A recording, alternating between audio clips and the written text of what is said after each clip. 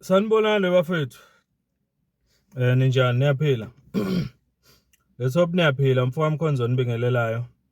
Asibonga kakhulu ngokuthi nibe khona la. Asithembe futhi ukuthi iweekend esisuka kuyo yange-20 21 June ye-registration ihambe kahle. Wonke umuntu ukujabulele. Sithembe wonke umuntu ukujabulele ukuthi a-register konke sithembe ukuthi kuhambe ngendlela. Ngithatha leli thuba ngokukhethele ngimukela onke ama-new subscribers to this channel ku-YouTube. Phinde ngamukela onke ama-new followers to this channel lapha ku-TikTok. Ngiyabonga kakhulu bafethu ngendlela enisupporta ngayo le channel. Ngicela abanga-subscribe benze kanjalo ba-subscribe. Kanjalo nabanga-follow ba-follow le channel siyabonga. Angeke ngibe mude ngimfishane kakhulu. Ngizokhuluma nje kafishane ngalo daba lolu oluqeda kwenzeka nje kulo lelisonto esisuka kulo. Udaba lokuxoshwa ku-MK Party kukaNhlamulo Ndlela noDuduzile Sambula Zuma. Ngiyabona ukuthi kunembono ehlukahlukene ngalolu daba. Nasemphakathini nje uyabona liyadiscusswa kakhulu ikakhulukazi between ama-members e-MK Party. Kukhona abasupporta kakhulu isinqumo esenziwe sokuthi kuxoshwe uNhlamulo Ndlela ku-MK Party noDuduzile Zuma. Engomunye walabo abasupporta leyo decision. Bese kuba khona elinye side ngale ngaphesheya elithi hayi besingekho isidingo sokuthi kuze kufike la. I-MK Party yagagamela ngokuthi ibaxoshe noma ibakhiphe emkhontweni. Mhlambe kufanele ngikusho lokho ukuthi ku-MK Party uma sizoba ne-confusion ngeke size sihlale ku-MK Party. So mina ngizalana nento engicabanga ukuthi i-solution kubo bonke abantu aba confused ngezinto ezenzeka ku-MK Party noma ngama decisions enziwa ku-MK Party. Ngiza ne-solution engicanti ingasiza abaningi ngoba lento le yenzekayo isazoqhubeka yenzeka njengoba siyibona nje ike yenzeka na before. Bangakho nje asebexoshiwe ku-MK Party, bangakho abebelokhu bekhishwe ezikhundleni ezibalekile, bangakho abebelokhu besuspendwa. Sazoqhubeka ke phambili. Iyodwa mina i-solution engifuna ukuza nayo, ungilalele kahle ke ngale.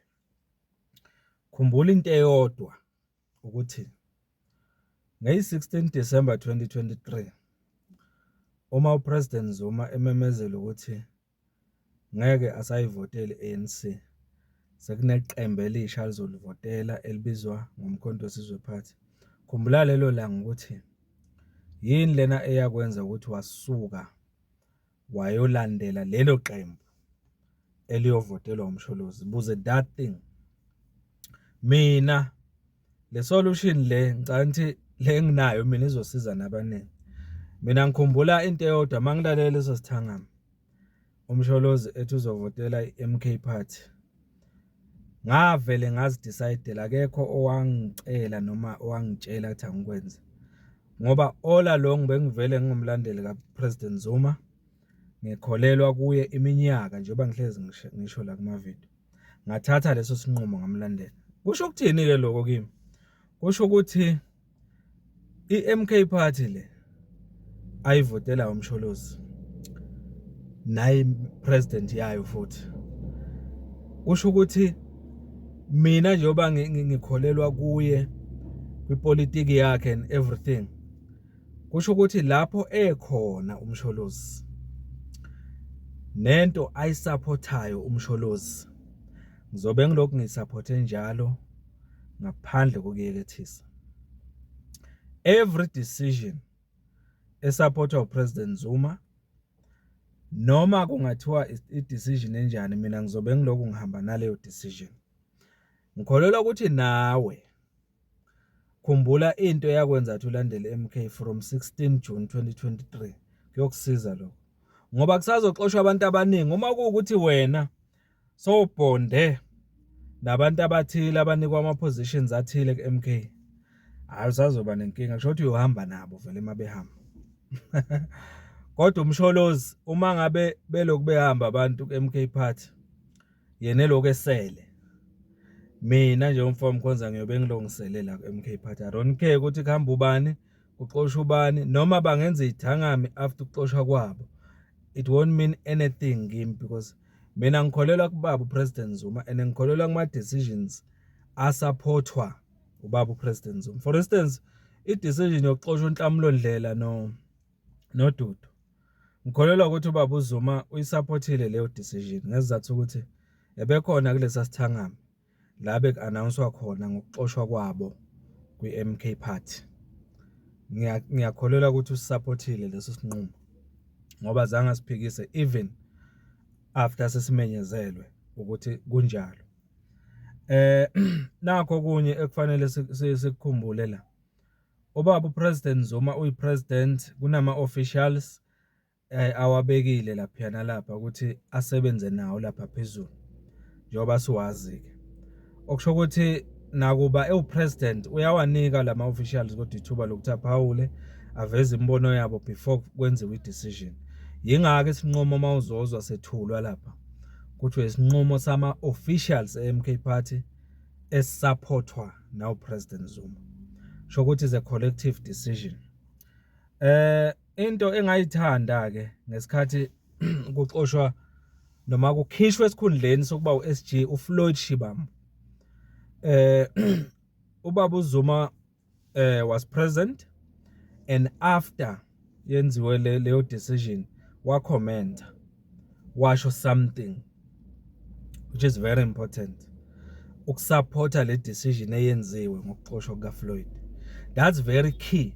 Into engiyibuka njengamanje eshodayo kule statement sokuxoshwa kaDuduzile Zuma noNhlamulo Ndlela engicabanga ukuthi umsholozi kufanele manje akwenze yilokho akwenza ngesikhathi kuxoshwa uFloyd. Senziwe istatement washo wasupporta wachaza futhi nokuthi kungani uFloyd exoshiwe ku-MK Party.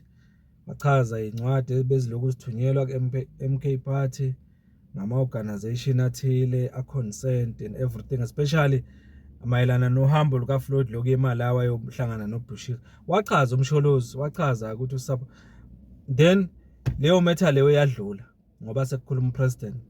Into engikholelwa ukuthi nala kumele yenzeke ukuthi umsholozi engathi enkulumeni yakhe angayenza mhlawumbe later before even ama-elections angaphawula okuthile ngokuxoshwa kukaNhlamulo noDuduzile ukushayela istem ngoba naku nje manje uDuduzile siyambona wenza isithangami sabeyindaba noNhlamulo bathi basola abantu aba-around uZuma, basola uZuma.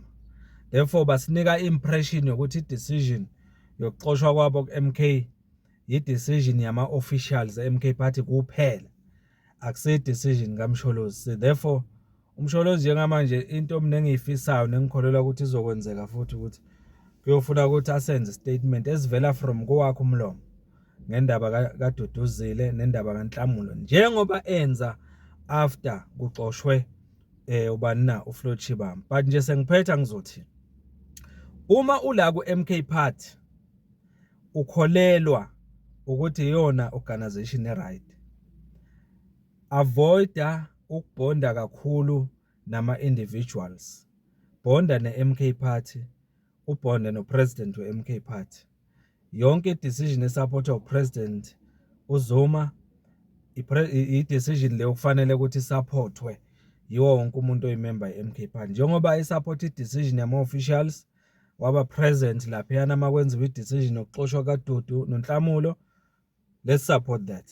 Ayikho into different ongayenza ngaphandle kwaloko. Mawufuna nje ukuphuma confusion uhlale uenjoy ube semkhontweni, do that. Uyayibona leyo nto. So yilokho nje. Naka ake ngifake nje nayi clip emfishane la ezonikhombisa ukuthi ngesikhathi ukuxoshwa uFloyd umsholozi wathini after ukugcizelela lokho bekushiwo ngama-officials. Nginethemba lokuthi uzokwenza nangoDuduzile nangoNhlamulo later mayisethola uthuba ukuze enze ukuthi abantu abaku-MK Party bangabe ne-confusion ukuthi ngempela lento eshiwo boDuduzile ukuthi ubaba uZuma uthathelwa iy'nqumo yena angabi part of zona ayikho. Nayi le clip ngesikhathi kuxoshwa uFloyd umsholoze Paula. Ngiyabonga kakhulu, siqhubeke sisupporta le channel, subscribe, sifollowe, siye phambili siyikhulise le channel. Nayi ivideo yamsholoze ekhuluma ngoFloyd. No, the only thing I wanted to say is to say thank you, gentlemen, for coming. We thought it was important to talk about what has happened in terms of what people were saying. After our SG had visited Malawi, there were quite a number of things that came. We received a lot of letters from, what do you call them?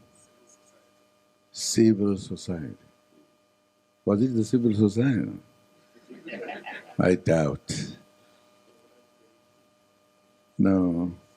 Huh? MJC, yes. MJC. They were complaining. There were quite a number of letters that came, unhappy. They said a number of things. Because we were busy, this party, Mkhonto was a very, very busy party. So we did not have time to leave what we were doing and jump to say what is happening. So we continued doing our work. They came, I think, almost 3 times worried about this. So we had to feel that if there are people in the country who feel not good about what has happened, without them knowing the details, it was important that we tell the country what has happened and why this, why do we take this decision? Because we have to respect the population, that we are very serious to tell them that they must vote for us, all of them. They must understand. And I'm sure as we sit here, if I look in your eyes, there'll be very few who will not vote for Mkhonto Sizwe.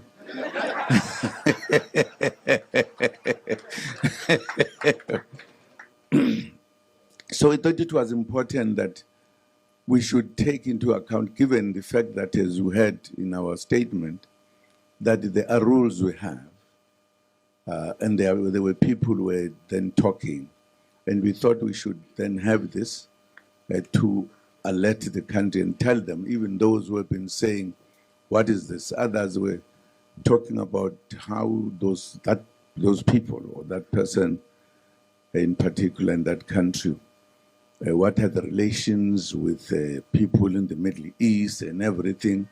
And we thought it was important just to clarify the issues, but also respect the people that we say we stand for, and therefore take the decisions that we took. And I think that is closely the matter. And there is no problem. We took the decision on our behalf for our good reasons, which we discussed in our meeting. I heard that other people were asking, what else did we discuss? I mean, it's confidential if we meet. Otherwise, we would always be meeting at a rank where everybody sees and hear what we say. We have taken that decision, and there is nothing wrong. We were just saying this is what's supposed to be. We also had to look at what that has done to our rules, etc. It's as simple as that. The only thing we're doing was to alert the country what we are saying on this one, to close that matter. It's as simple as that. So we thank you very much for coming to be with us. And I don't think we must continue saying there's a big problem, there's a big animal in the mountain. Nothing. It is just us with you as you know us. So thank you very much. Agreed? Agreed. Thank you. We agree. against the constitution of the party. The MK party and its leadership has been approached by members of various sectors of civil society and has taken due consideration of the gravity of this matter. Due to the various nature of this matter and its implications for the party, its image, values, and principles, the president and national officials were left with no other option but to act swiftly in addressing this matter. Consequently, as a responsible organization accountable to its electorate and the broader society, the national officials have come to a decision to redeploy Commander Floyd Shivambu as the Secretary General of the party and redeploying him to the National Assembly. Excuse me. We believe that his redeployment will strengthen the MK party caucus as the official opposition, as Commander Floyd Shivambu carries a wealth of experience as a former member of parliament. We would like to thank and acknowledge Commander Shivambu's contribution as both the national organizer and Secretary General of the MK party, and the role he has played in contributing to the advancement of the organization. His invaluable skills and experience as a politician will continue to benefit the MK party in his new role to which he is deployed. The national officials have had discussions with Commander Floyd Shivambu, engaged with him pertaining to his redeployment, and he has duly accepted this particular position as directed by national leadership. Thank you.